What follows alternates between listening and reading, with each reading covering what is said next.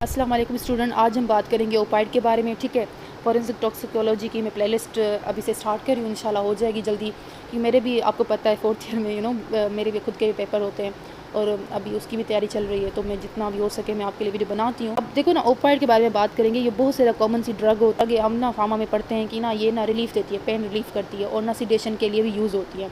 जैसे मॉर्फिन हो गई, ये ना हीरोइन हो गया, कोडीन हो गई, मेथाडोन हो गया, फेंटेल जैसे मॉर्फिन हो गई, ठीक है, कोडीन हो गई और ना मेथाडोन हो गई। ये ना इसकी टाइप्स है, ठीक है। अच्छा, इनका जो मिसयूज़ होता है ना, उसको हम ना एडिक्शन कहते हैं। इसका अगर मिसयूज़ हो जाए उसको हम क्या कहते हैं? एडिक्शन, ठीक है।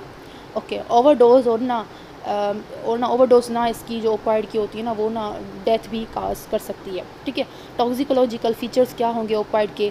मोस्ट कॉमन ये ना सीएनएस को डिप्रेस करेगी, ठीक है। सीएनएस को क्या करेगी? डिप्रेस करेगी। मतलब बंदा स्लीपी नज़र आएगा, अनकॉन्शियस होगा, कोमा में भी चला जा सकता है, ठीक है ना।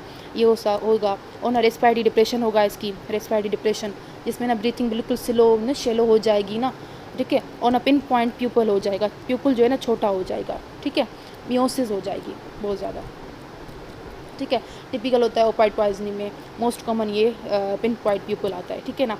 ओके, और सपोर्टिव जो फीचर्स भी और ज़्यादा हो सकते हैं, जिसमें हाइपोटेंशन हो सकती है, ब्रेडिकार्डिया हो सकता है, ठीक है, ब्रेडिकार्डिया हो सकता है, और ना पल्मनरी एडिमा हो सकता है, जिसकी वजह से हमारे जो ना रेस्पिरेटरी डिप्रेशन हो सकती है। फ्रोथिंग एट माउथ, यार मोस्ट कॉमन फ्रोथिंग एट माउथ, ठीक है, फ्रोथ आएगी माउथ से, ये मोस्ट कॉमन इफेक्ट है। अब मैंने दो चीज़ें बताई, पिन पॉइंट प्यूपल बताई और फ्रोथिंग एट माउथ बताई, और साइनोसिस हो सकती है, ठीक है। जाहिर सी बात है, रेस्पिरेटरी डिप्रेशन क्या होगा? साइनोसिस हो सकती है, ठीक है।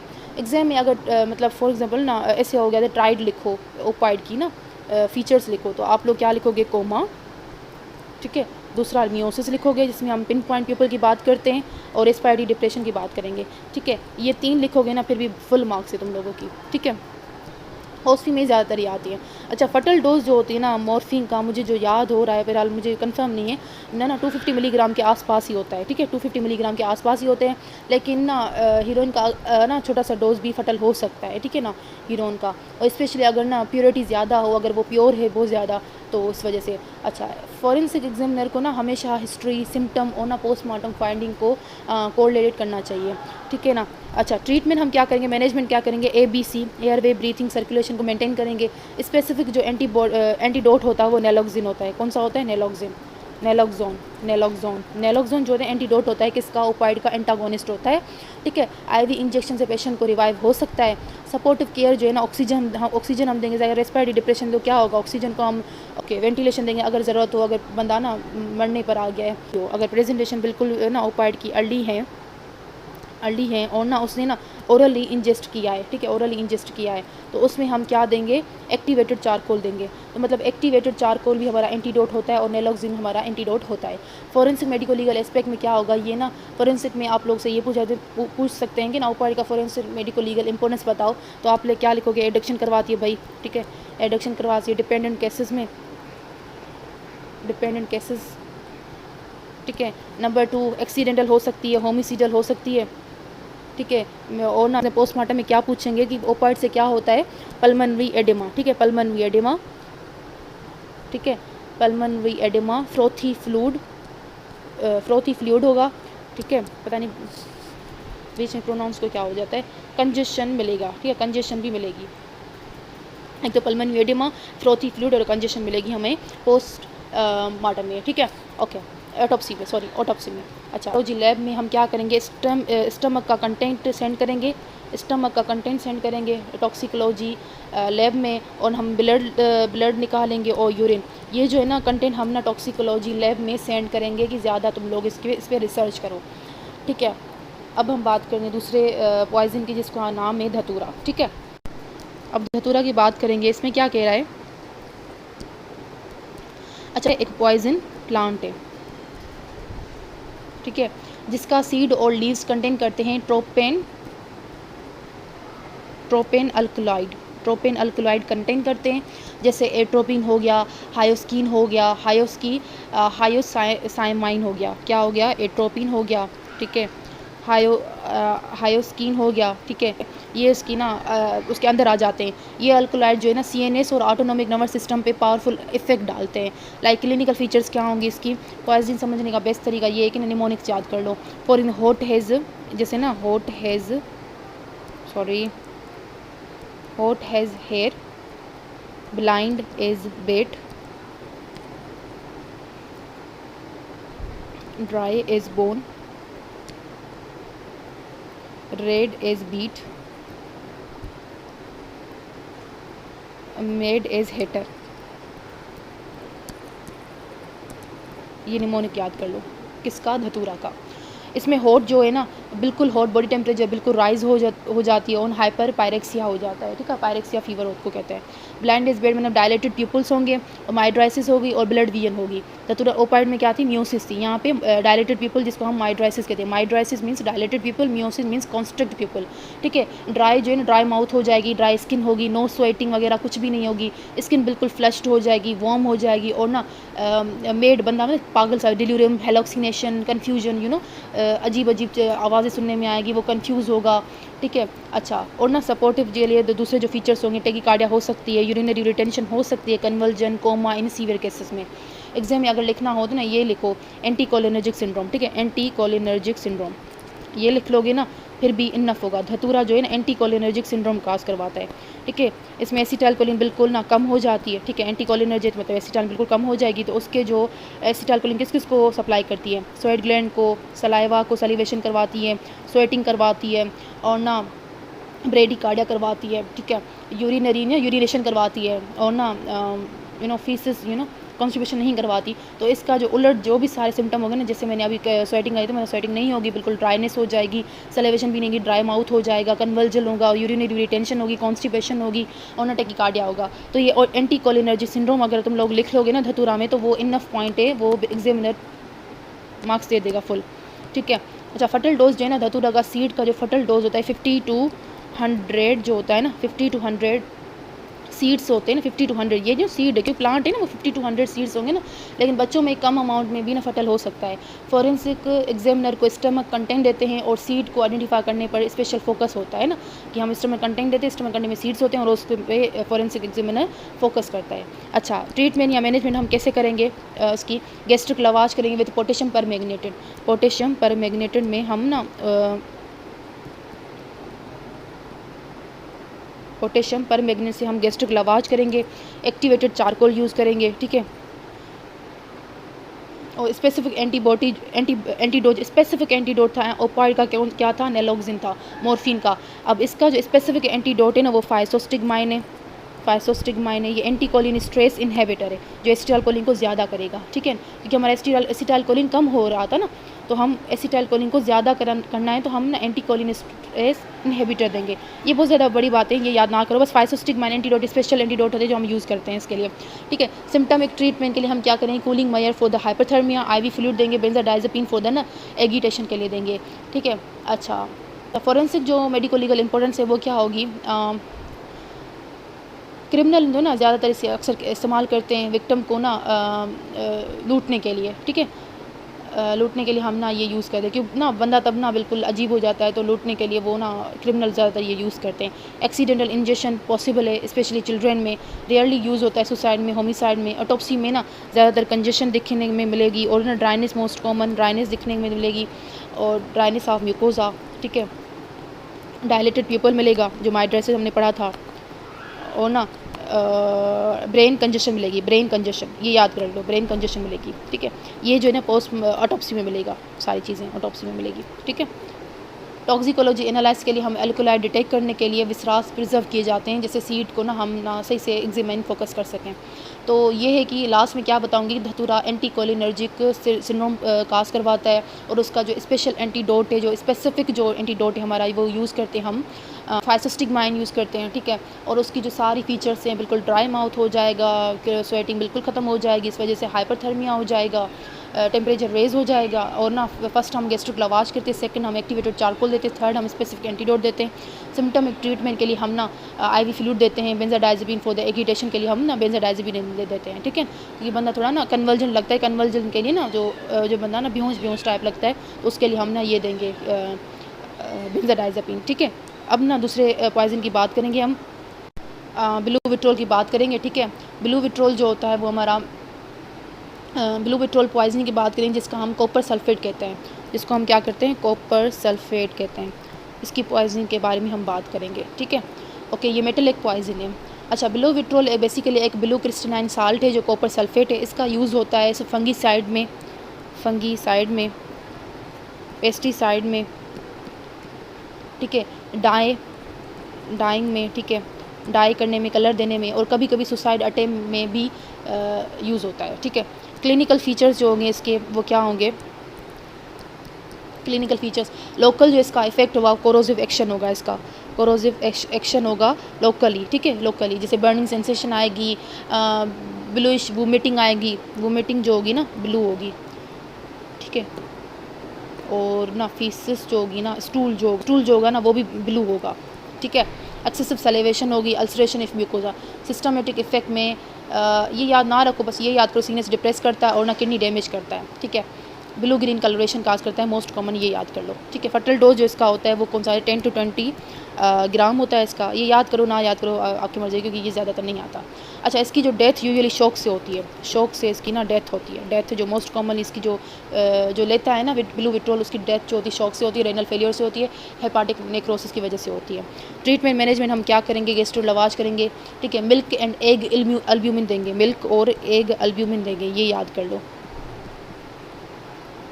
स्पेसिफिक एंटीडोट जो होता है ना वो हमारा क्या होता है, पेंसिलामाइन चीलेटिंग एजेंट होता है। सिम्टमिक ट्रीटमेंट IV फ्लूइड ट्रीट करेंगे शॉक को, डायलिसिस करेंगे अगर रेनल फेलियर हो गया है, ठीक है। ओके, फॉरेंसिक के लिए हम क्या करें, ज़्यादातर ये सुसाइड में यूज़ होता है। फॉरेंसिक मेडिको लीगल इंपोर्टेंस क्या होती है इसकी, ज़्यादातर ये सुसाइड में यूज़ होता है। इंडस्ट्रियल एक्सपोजर पॉसिबल है। ऑटोप्सी फाउंडिंग में ब्लू ग्रीन गैस्ट्रिक म्यूकोजा होगी, ऑटोप्सी में क्या होगी, ऑटोप्सी में ब्लू ग्रीन म्यूकोजा होगा, ठीक है। लिवर किडनी कंजेशन होगी, हिमोलाइसिस होगी। विसरास की हम टॉक्सिकोलॉजी में कॉपर इजीली डिटेक्ट हो जाता है और ना, क्योंकि वो फ्लेम टेस्ट देता है, ब्लू ग्रीन फ्लेम देता है। तो ये चीज़ें थी ब्लू विट्रोल के बारे में। अब हम केरोसिन ऑयल के बारे में बात करते हैं। अच्छा, केरोसिन ऑयल जो है ना एक हाइड्रोकार्बन फ्यूल है, ठीक है। पैराफिन केरोसिन जो फ्रैक्शन होता है वो, अच्छा, घर लैंप्स में या स्टव्स और इंडस्ट्रीज़ में यूज़ होता है। टॉक्सिसिटी जो है ना मोस्ट कॉमन जो है ना इसकी एस्पिरेशन होती है, और इसकी वजह से जो हमारा निमोनाइटिस जो है ना हमारी डेवलप हो जाती है, निमोनाइटिस। अच्छा, हम क्या बात कर रहे थे, हाँ, टॉक्सिसिटी मोस्ट कॉमन जो है ना एस्पिरेशन से होती है, ठीक है। इसकी जो है ना एस्पिरेशन मतलब कि ना लंग्स में ये चला जाता है और ना केमिकल निमोनाइटिस डेवलप होती है। अच्छा, याद रखने की ये बात है ना, ये हम ओरल इंजेस्ट भी कर सकते हैं। मोस्ट कॉमन जो है ना ओरल इंजेक्शन होती है, इन्हेलेशन लाइक फ्यूम्स, और ना इंटेंशनल इन्हेलेशन भी होती है। यहाँ पे इंटेंशनली कौन इन्हेल करे। अच्छा, dermal contact irritation, dermal contact से क्या होगी, इरीटेशन होगी, ठीक है। ये ना मतलब इतना इंपॉर्टेंट नहीं है इसके लिए, इस वजह से ना थोड़ा मैं बता रही हूँ, क्योंकि ना इसकी कुछ पॉइंट जो है ना इंपॉर्टेंट है। अच्छा, जैसे कि वो ना एस्पिरेशन, मैंने कहा कि अगर हम ना केमिकल अगर इसको इंजेस्ट करें तो ये क्या करवाएगा, केमिकल निमोनाइटिस काज करवाएगा, ठीक है। तो आपने जब ना रेस्पो पढ़ोगे ना पैथो, तो उसका ये काज भी होता है, केरोसिन ऑयल भी, ठीक है। ओके, अगर ये जाहिर सी बात है, एक ना इरिटेटिंग सब्सटेंस अगर स्किन पे आ जाए तो इरिटेशन काज करवाएगा। ओक्यूल आई में आ जाए तो आई में भी इरिटेट काज करवाएगा, इरिटेशन काज करेगा। अगर हम ना इनहेल कर दे तो वो क्या होगा, रेस्पिरेशन कोई मसला हो जाएगा, ठीक है। तो ये ज़्यादा, और जो ना ओरल इंजेक्शन मोस्ट कॉमन जो होती है ना बहुत ज़्यादा कॉमन होती है चिल्ड्रन में, ठीक है। ओके, क्लिनिकल फीचर्स जो होते हैं मोस्ट कॉमन जो डिपेंड करती है। अच्छा, तो हम ना क्या बात करें, क्लिनिकल फीचर्स की बात करेंगे अब हम, ठीक है। इसमें क्या है कि ना दो चीज़ें, क्लिनिकल फीचर प्रेजेंटेशन जो होती है ना दो मेन चीज़ों पे डिपेंड करती है, लाइक कितना अमाउंट हमने इंजेस्ट किया है और कितना हमारी एस्पिरेशन हुआ है, ठीक है ना। मोस्ट कॉमन जो है ना अर्ली जो सिम्टम्स होंगी हमारी वो क्या होंगी, कफ होगी, चोकिंग होगी, ठीक है। इसकी वजह से ना वो हमारी एस्पिरेशन होगी, ठीक है। नोजिया वोमिटिंग तो वैसे कॉमन है। रेस्पिरेशन मैंने आपको बताया, जब वो इनहेल करेगा तो टैकीपीनिया लाइक सांस रुक जाएगी, जिसपे हमने कम सांस आएगी। और ना केमिकल लाइक लाइपोइड निमोनाइटिस काज करवाएगा, मैंने जो बताया था। चीज़ें आसान है, बस थोड़ा कॉन्सेप्ट लो। सिस्टमेटिकली लाइक ना माइल्ड जीआईटी सिम्टम काज करवाएगी, जैसे हमने अभी बताया था नोजिया वोमिटिंग। सीएनएस डिप्रेशन काज करवा, पर ये ना रियरली काज होता है सीएनएस पे, जो है ना रेयर काज होता है इसका, ठीक है, रेयर इफेक्ट होता है। स्किन और आई पे इरिटेशन करवाएगी, जो मैंने पहले आपको बताई थी।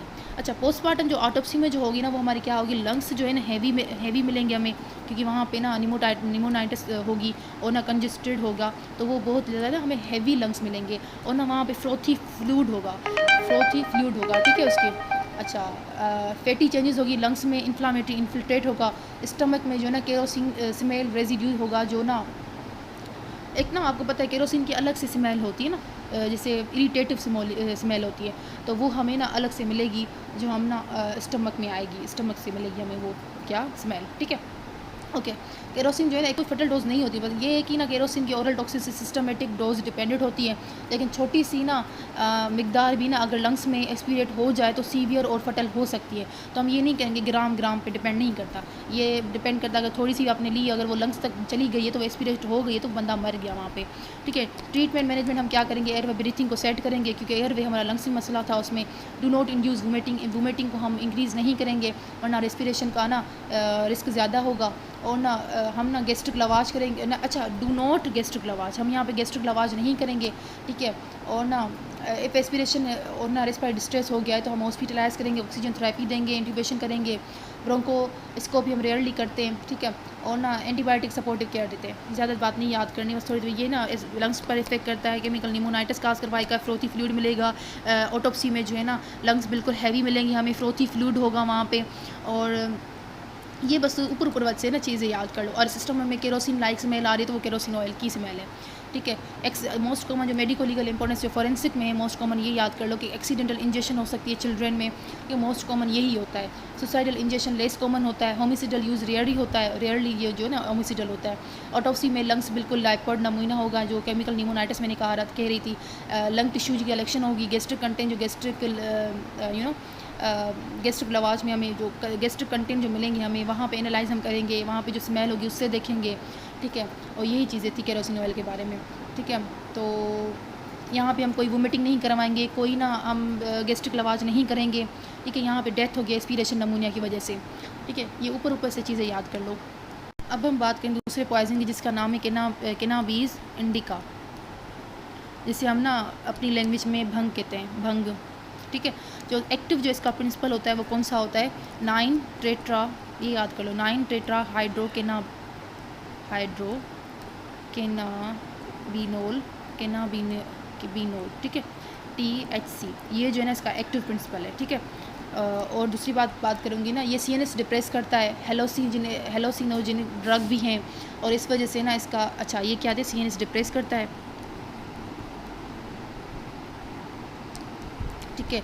और ये ना हेलोसिनोजेनिक भी है, ठीक है। ये दो बात याद कर लो। फॉर्म ऑफ कैनाबीज क्या होती है, भंग होता है, ठीक है, गंजा होता है, ये जो है ना फॉर्म है इसकी कैनाबीज की। चरस और ना हशीश, अच्छा ये मुझे लग रहा है कि ना उस पर आई थी। हशीश हम किसको कहते हैं, कॉमनली चरस को कहते हैं, ठीक है। और ना अच्छा इनकी पोटेंसी जो है ना THC जो मैंने वो बताया था, 9 टेट्रा हाइड्रो कैनाबिनोल की कंसंट्रेशन पे डिपेंड करती है, ठीक है। जितना ज़्यादा वो होगा उतनी ज़्यादा इसकी पोटेंसी होगी।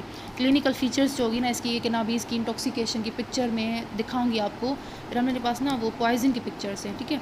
अच्छा, एक्यूट इंटॉक्सिकेशन में क्या होगा, एक्यूटली जो सिम्टम्स होंगे वो क्या होंगे, शॉर्ट टर्म यूफोरिया होगा, ठीक है।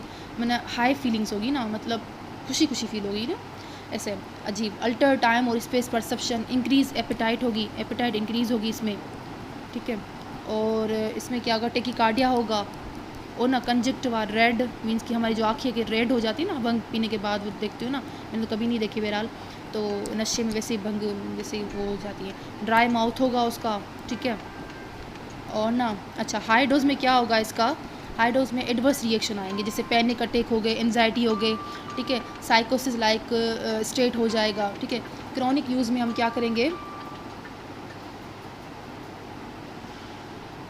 क्रॉनिक जो यूज़ होगा ना वो इमोटिवेशनल सिंड्रोम लाइक अच्छा छोड़ो इसको। फटल डोज जो इसकी होगी ना वो क्या होगी, जनरली नॉट वेल स्टेब्लिश, क्योंकि डायरेक्टली लिथलिटी रेयर होती है इसकी भंग की, ठीक है। Road traffic accident due to impair driving, ठीक है। भंग पीने के बाद ना किसी ने ड्राइविंग कर रहा है, कोई ड्राइविंग कर रहा है तो रोड ट्रैफिक एक्सीडेंट में वो मर जाएगा, इसकी कोई फटल डोज होती नहीं, तो इस तरह से वो बंदा मरता है। ड्रग इंड्यूस साइकोसिस lead to risky behaviour, suicidal homicidal tendency in vulnerable individual, ठीक है। अब ट्रीटमेंट मैनेजमेंट हम क्या करेंगे, सपोर्टिव केयर करेंगे, रीएश्योर पेशेंट करेंगे, क्वाइट इन्वायरमेंट होगा, benzodiazepine for severe agitation, conversion में पैनिक के लिए हम ना बेंजीडाइज़ेपिन देंगे। बेंजीडाइज़ेपिन ये याद कर लो, जो ना बंदा कन्वर्जन है उसकी, ठीक है, हम उसके लिए हम बेंजीडाइज़ेपिन यूज़ करेंगे, ठीक है। एयर वे और वाइटल मॉनिटरिंग करेंगे सीवियर इंटॉक्सिकेशन में, ठीक है। नो स्पेसिफिक एंटीडोट एग्जिस्ट, कोई स्पेसिफिक एंटीडोट नहीं है यहाँ पे, ठीक है। फॉरेंसिक मेडिकल लीगल इंपॉर्टेंस क्या है, मोस्ट जो है ना वाइडली अब्यूज्ड जो ड्रग होने वर्ल्ड वाइड वो ये है कि नाबीस या भंग होती है, use for intoxication in social and religious festival, जिसे भंग पीते हैं जो ये नॉन मुस्लिम ज़्यादातर होते हैं, ठीक है, दिवाली पता नहीं होली में, ठीक है। ड्रग डिपेंडेंट केसेस में हो सकती है, और ना एसोसिएट विद क्राइम जैसे sexual offence, road traffic accident हो सकते हैं। और ऑटोप्सी में नो स्पेसिफिक ग्रोस फाइंडिंग, इस ऑटोप्सी में कोई ग्रोस फाइंडिंग नहीं आएगी। टॉक्सिकोलॉजी टेस्ट हम यूज़ करेंगे, जैसे यूरिन ब्लड टेस्ट करेंगे, ठीक है। फॉर क्या देखेंगे, THC मेटाबोलाइट देखेंगे, जो एक्टिव प्रोडक्ट था हमारा 9 टेट्रा हाइड्रो पता नहीं क्या था, हाइड्रो के नाबीन, ठीक है, वो हम देखेंगे, उसकी मेटाबोलाइट जो एक्सक्रिएट हो रही है ना हम वहाँ पे देखेंगे, क्योंकि यहाँ पे कोई ना है नहीं, क्या कहते हैं, ऑटोप्सी कोई फाइंडिंग स्पेसिफिक फाइंडिंग है नहीं, जिस वजह से। तो ये थे 3-4 पॉइजन। अल्लाह हाफ़िज़, अब मिलते हैं दूसरी वीडियो में।